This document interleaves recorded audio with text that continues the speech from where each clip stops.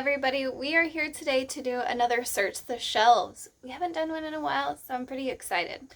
Let's see what the wheel gives us today.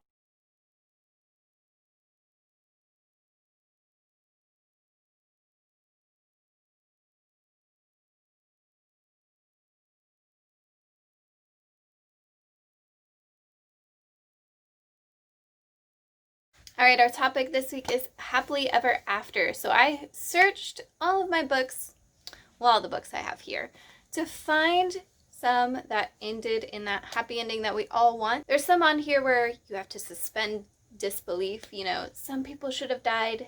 No one did. And there's some on here that are just a nice fluffy romance, a good happy story. So let's get started. There's some on here you've probably seen before. In fact, I know you've seen before. But this could be a good reminder of those books that made us happy. So I'm going to start with a popular one. This is The Selection by Kara Cass. So in this book, we are following America Singer. And in her dystopian future life, she's pretty low on the class list. She gets chosen to go be in a competition to win the prince's hand in marriage. The Selection.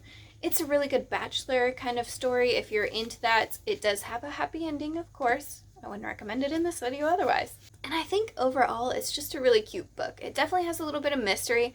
It has a little bit of that dystopian drama and feel to it. There is a bit of a love triangle that I could have done without, but I loved seeing the progression of the competition with the girls, and I loved the romance that developed between the two main characters. Is it the best book in the world? No. Does it have a happy ending, and does it make you feel good? Yes. Another book that I love dearly and the romance was perfect is Fire by Kristen Cashore. The romance in this is the kind that I want in life. They're very understanding of each other. They support each other. They talk through those harder issues. So in this book, we follow Fire, and she is in this world considered a monster.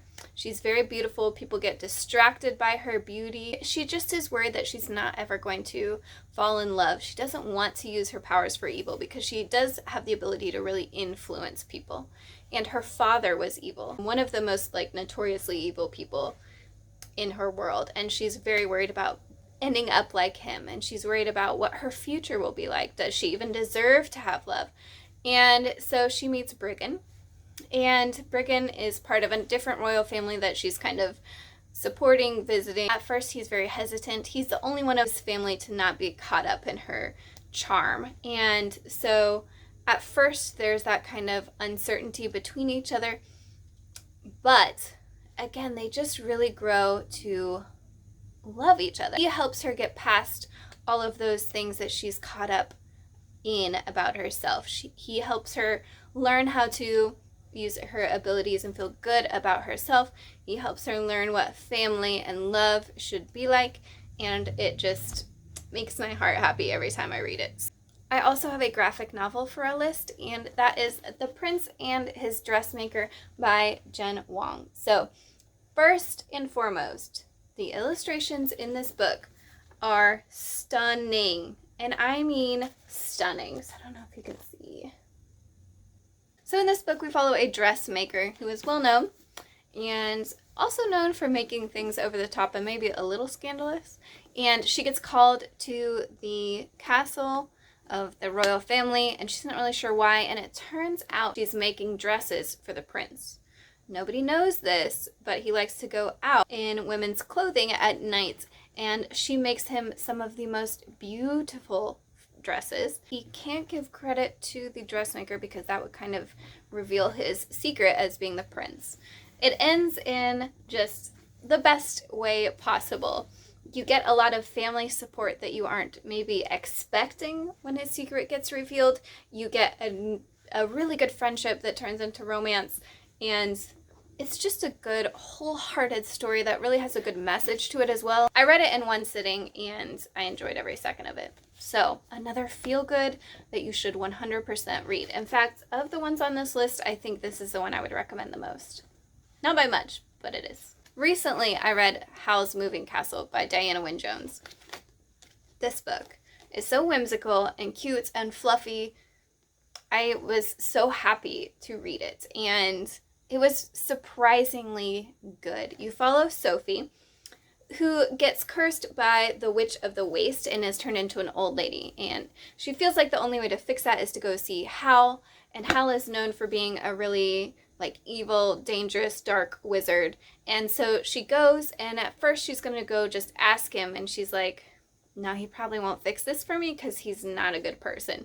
So she poses as like a cleaning lady, gets into his castle, is trying to clean everything up, gets caught up in his hectic lifestyle, and of course learns that he's not a bad guy after all. Falls in love, but is Hal already in love with somebody else? So there's so many great characters in this. Every single character that you meet, you fall in love with. They are adorable. The magic is really fun. The chaos of Hal is really entertaining, and you are rooting for Sophie in so many different ways. You want her to get herself back. You want her to be more confident in herself. You want her to get Hal. And so you just you get so easily caught up in rooting for Sophie that the ending is just even more sweet. So another great book. If you've watched the movie, I haven't, but I've heard it's a little bit different. So even if you've watched the movie, you should definitely read the book as well. After that, I have one that I read a long time ago in college, and I just really enjoyed. I didn't know much about this author beforehand, but I've read a few of her works since and loved them all. And that is The Princess Academy by Shannon Hill. So in this book, you follow Mira, and Mira lives in a mining community where your status is kind of dependent on how much you can contribute. And she's a small little girl. She can't go work in the mines yet. She can't really lift anything yet. And so she's just kind of caught up in this feeling that she's useless. And then the prince from a neighboring realm that kind of is like the prince of the whole country sends word that he's going to pick a princess from her town. So all of the girls of the eligible age, including her, are sent to an academy to be taught how to be royal. They kind of get lessons on etiquette, dancing, the family history. They get more education in just reading and math. And so she's also feels like she's falling behind there as well.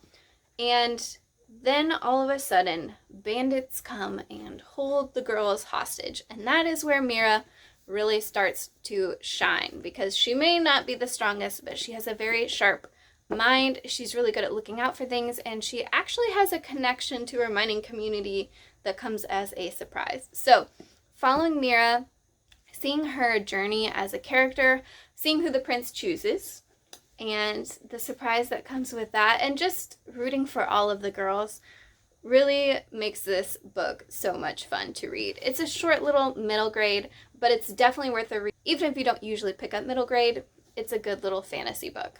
All right, the last one that I chose is a little bit different from all of these because it's not a happy-go-lucky story. Most of the stories I've presented so far have a few darker twists and turns, but they're pretty quickly solved.